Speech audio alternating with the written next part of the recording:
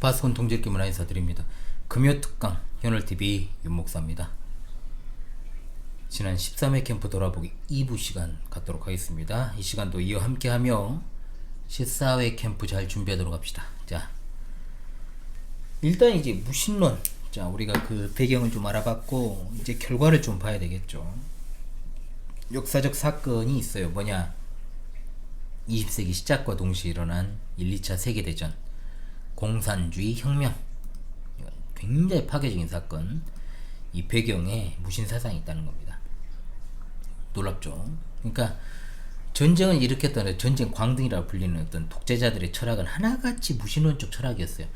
정확히는 사탄주의라고 이제 우리가 명칭할 수가 있겠습니다. 그럼에도 오늘날에도 활발히 활동하는 무신론자들은 말하기를 종교는 없어져야 된다, 그리고 하나님 없는 세상을 누려야 된다, 자유를 찾으라, 그런 세상이 가져다준 비극적 결과는 외면하면서요, 그런 주장을 펼친다는 것은 사탄의 자기 파괴 본능을 그대로 보여주는 것이다 라고 평가할 수 있겠습니다. 하나님이 없다 외치는 인간의 생각과 주장, 개개인에서 그치는 것이 아니고요, 무신론에 기반한 사회 시스템이 이제 만들어집니다. 이들은 사회적으로 조직적인 운동을 펼칩니다. 사람을 선동하죠. 그리고 하나님을 믿는 자들과 대립을 하고요. 그러면서도 하나님이 있다는 사실을 믿는 자들에게 그 사실을 적극적으로 알리고 또 그들을 거기서 해방시키려고 합니다. 해방주의자들이죠. 그러니까 국제적으로나 어떤 한 나라의 사회에서 파괴적 행동을 일삼는 것은 사실 무슬림이잖아요. 그 외 사이비 종교임에도 불구하고 거기에 대해서는 아무 일도 안 해요. 웃기죠. 한통속이라 그래요. 자, 그것은 분명합니다. 오로지 정통 기독교만 공격해요. 기독교.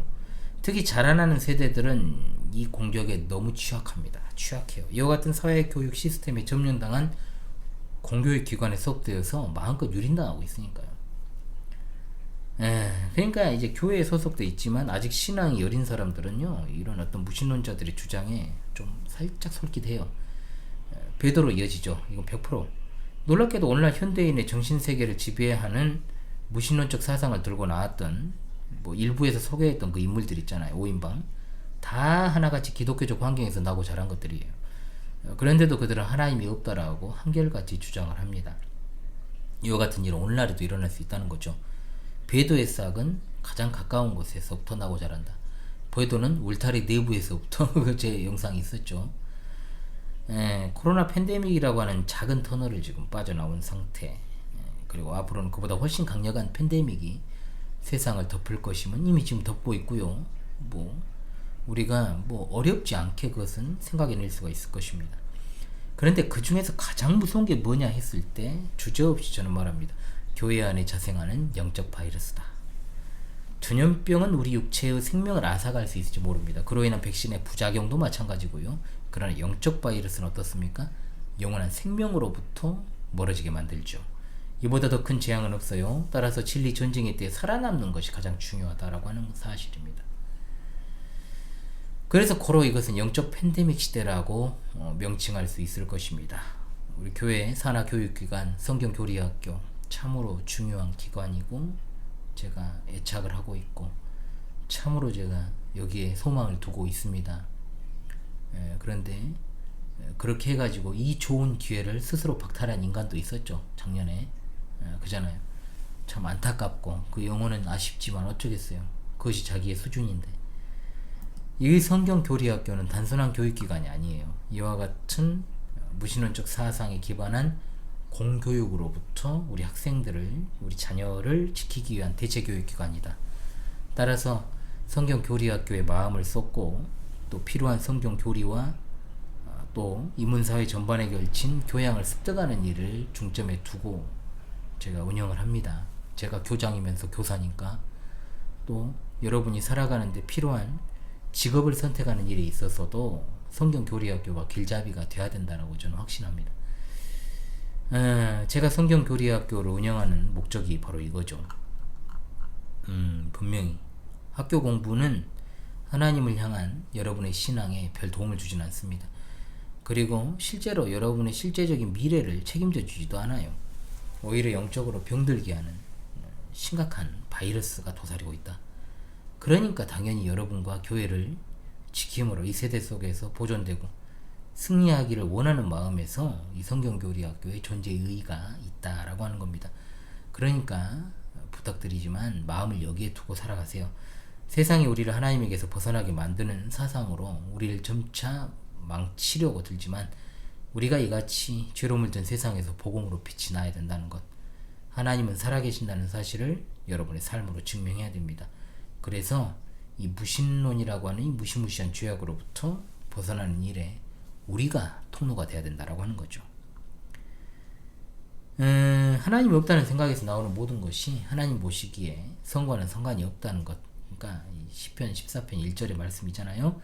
그런데 현실에 이걸 잘 적용하지 못하는 경우가 있어요. 뭐냐? 하나님의 판단보다 어떤 사람이 가진 실력과 재능에 따라 판단하는 일이 익숙하니까요. 그런 사람이 아무리 좋아 보이고 훌륭한 실력을 갖추고 있어도 하나님 없는 상태에서 하는 건 다 악한 겁니다. 인간의 부패함에 충실한 겁니다. 가증한 거죠. 하나님 보시기에 선이라고 할 것이 하나도 없다는 거. 바울 사도가 시편 14편을 인용한 로마 3장, 모든 사람이 죄를 범하였으며 하나님의 영광에 이르지 못한다 했습니다. 바로 이것이 이 세상에 태어난 모든 인간이 하나님을 믿기 전까지 가지고 있는 조건이죠. 그러니까 옛날이나 지금이나 하나님이 없다라고 주장하는 자들은 하나님의 존재에 대해서 어떤 지식이나 조사에 따라 그렇게 한 게 아니고 그냥 부패한 본능에 따라 그렇게 하는 거예요. 어떠한 것을 거기에 덧붙여 된다고 해도 그건 부패한 인간 본성에서 나온 것 뿐이다라는 거죠. 그러니까 오늘날에 이제 이 무신론이 새롭게 또 업그레이드가 된 버전으로 이제 나타나고 있습니다. 그러니까 뭐 새롭게 되었다고 하니까 뭔가 특별한 것을 주장한다라고 생각할 수 있겠지만 아니고요. 더욱 강력하고 적극적인 성격을 띠고 있다라고 하는 측면에서 이제 보통 신무신론이다 이렇게 부릅니다. 인터넷과 영상 미디어 매체가 너무 발달을 했잖아요. 쉽고 빠르고 간편하게 이 사상들을 전달할 수 있는 토양이 마련되어 있으니까요. 무신론에 이제 기반을 둔 책들이 베스트셀러, 스테디셀러 이 자리에 빼곡 들어차 있습니다. 저도 이제 서점을 가끔 이제 기독교 서점도 가지만 일반 서점도 가가지고 최근에 동향을 한 번씩 파악하거든요. 그러니까 대중에게 인기가 있는 것은 그들이 학문을 이제 다양한 학문을 접할 기회가 없으니까 또 그냥 무신론 사상에 심취해 있으니까 노출돼 있고 그러다 보니 이제 문제의식을 안 느끼는 겁니다. 그러니까 우리나라가 이 동성연애 자체를 불법으로 금지하진 않았지만 사회적으로는 동성애가 권장할 것도 아니고 또 동성애자들이 자기 커밍아웃 하는 것에 대해서 거의 사회적 매장되는 그런 분위기였잖아요. 그런데 지금은 어때요? 뭐 동성애 코드는 무조건 집어넣죠.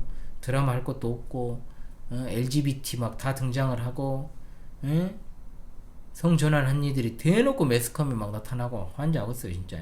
섞여있고 뭔 짓인가 모르겠어. 익숙함이 가져다 준 자연스러움이지 이거 심각한 죄악이에요. 그거에 동조하는 거랑 똑같은 거예요. 그런 걸 보는 것도. 오늘날 세계적으로 유명한 무신론 전도자가 있잖아. 전도사가 누구냐? 리처드 도킨스 만들어진 신이란 책, 그리고 이기적 유전자 세계적 베스트셀러로 자리매김했죠. 자, 왜 무신론 전도사라고 부르는가? 그가 많은 일을 했으니까, 결정적 역할을 했으니까. 그러니까 하나님이 없다. 본인들만 생각하면 그만인데 대중들한테 전도를 하니까요. 그거를 그들의 사상을 전도해서 자기들처럼 믿게 만드는 행동을 하기 때문에 전도사라고 한 거예요. 이 세대가 품은 생각과 틀을 더욱더 견고하게 만들고 또 어느 정도 성공을 거두기도 했고, 그러니까 교회 안에 있는 사람들 그리고 자녀들에게 특히 심각한 악영향을 끼치니까 분별을 위해서라도 아는 것이 중요하다. 이들은 이제 과학을 무기로 들고 나와서 선전하고 전보다 훨씬 더 과격한 방법을 사용하면서 접근을 하고 있다는 거죠.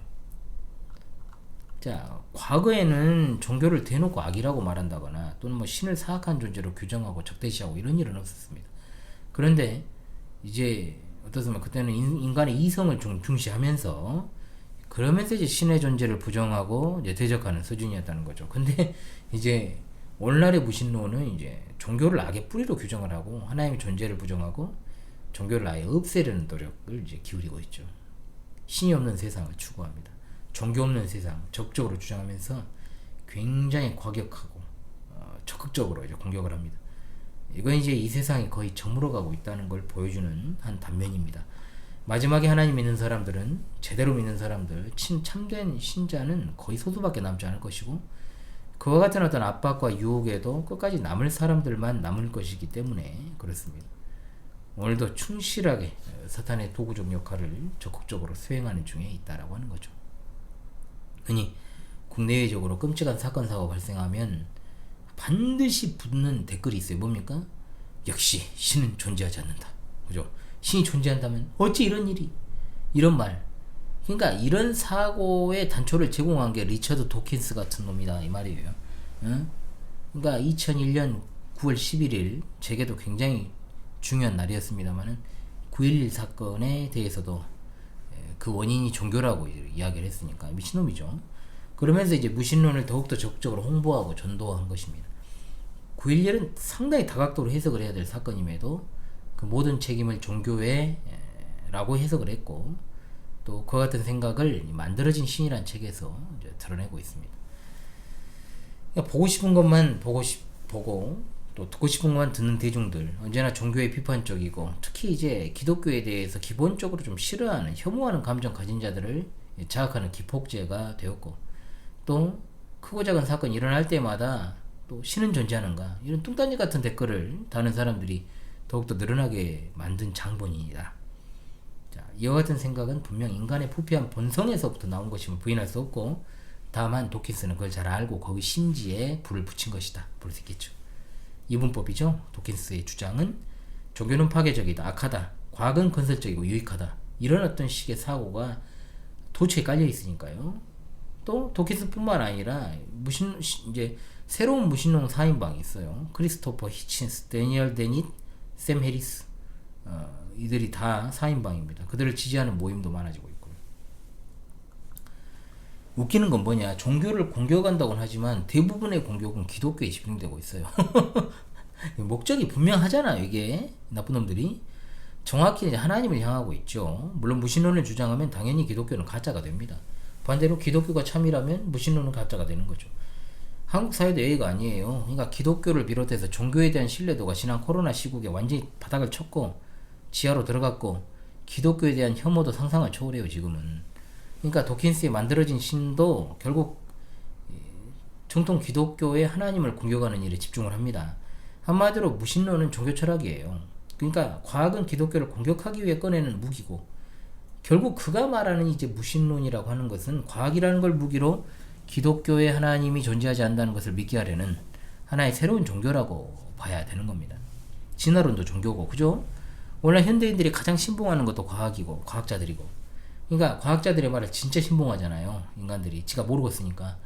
과학자들이 하는, 알고 보면 개차반 같은 말인데도 막 심오하게 막 꼬아가지고 말하니까 현대인들이 거기에 껍박 죽어가지고 공부를 잘 안 하니까, 그래가지고 그렇게 어떤 신봉하는 현대인들의 모습을 보면 과학자가 아니라 종교인으로서 따르는 것처럼 보여요. 실제로 절대적으로 신뢰를 하잖아요.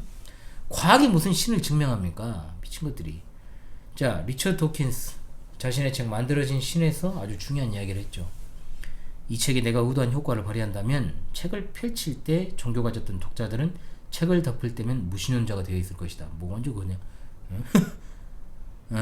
저도 이제 전도 책자를 쓰고 또 제네바 학당 책을 쓰고 또 수련회나 캠프 때 이제 열심히 이제 강의안을 작성을 합니다만, 그걸 누군가가 읽고 예수 그리스도를 믿고 회심해야 될 것이다 이렇게 확신 있게 말하지는 못해요. 왜?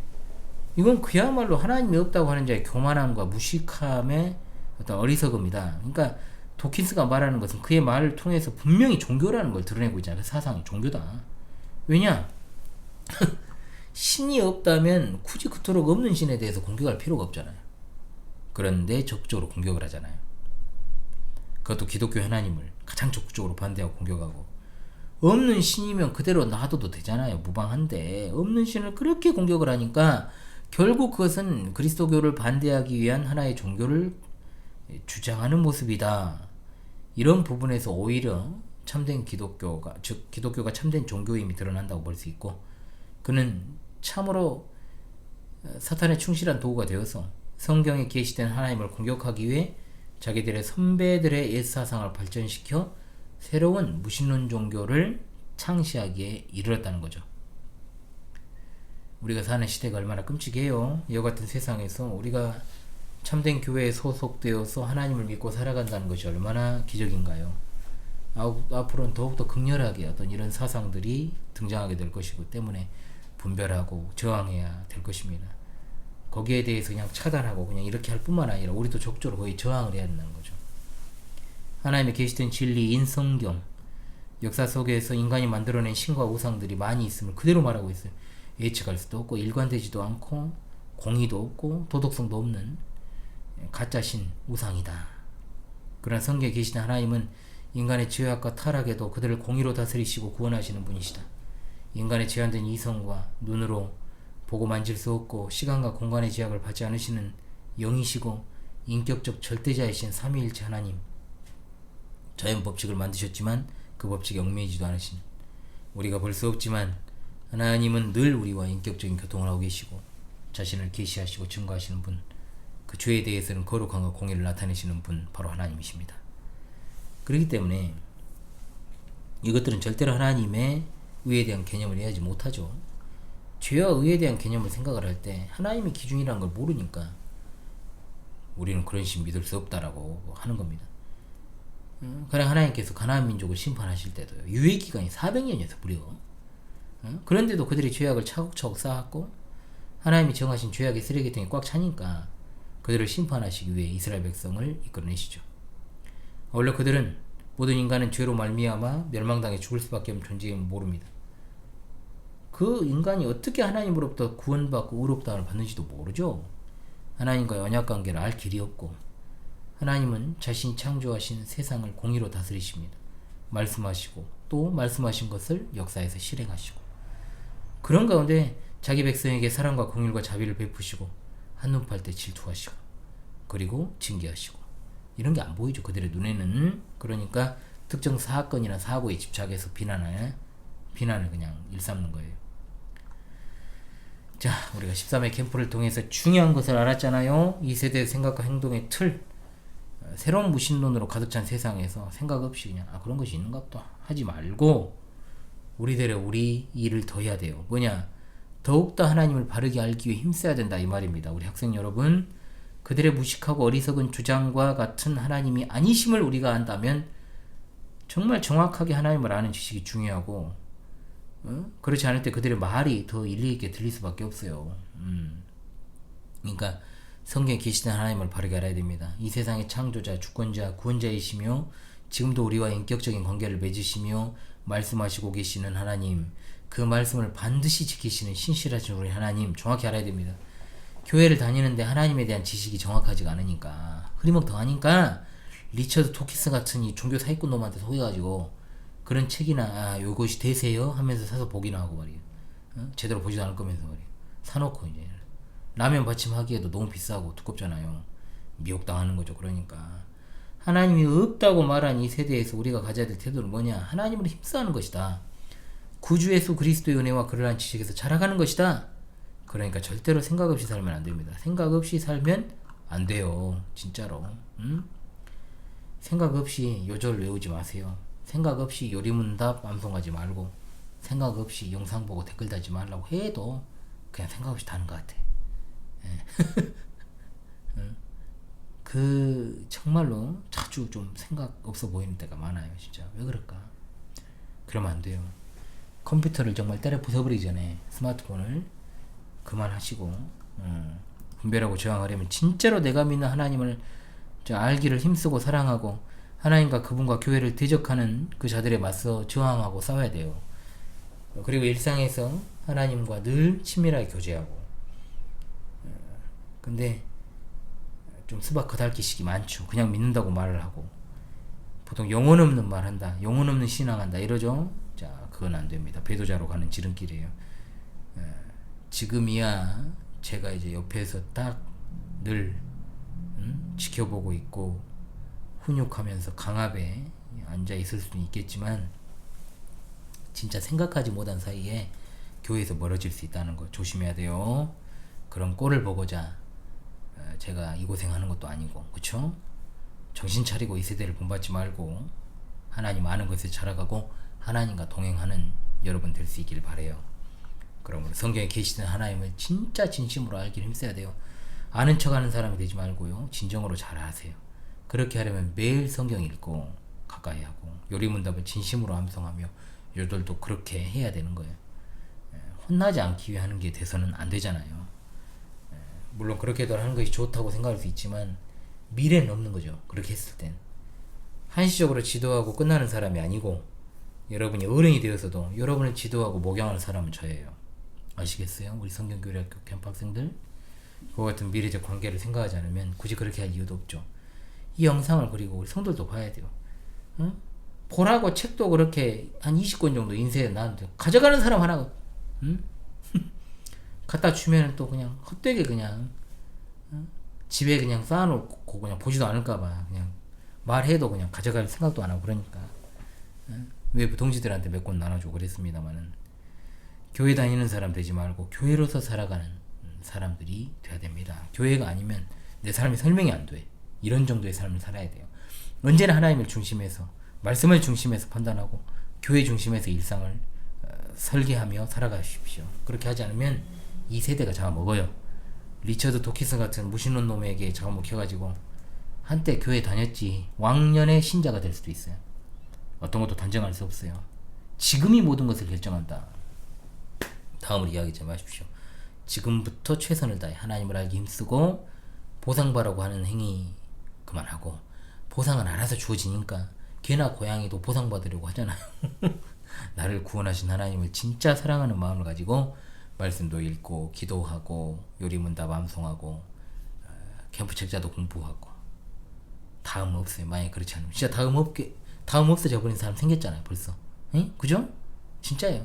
결국 핵심은 그거예요. 그것으로부터 벗어나고 싶어하는 그 갈망이 사건을 벌어지게 만들어가지고 결국 이탈하게 된 거잖아요. 불쌍한 인간이죠. 진짜 인간들이죠. 그잖아요. 다음이 없다고 제가 그 말을 했는데 다음이 없어져 버렸어. 걔한테는. 응? 누구는 해당한다고 이런 말 해놨네 내가. 진짜 작년 신자일도 마찬가지고요.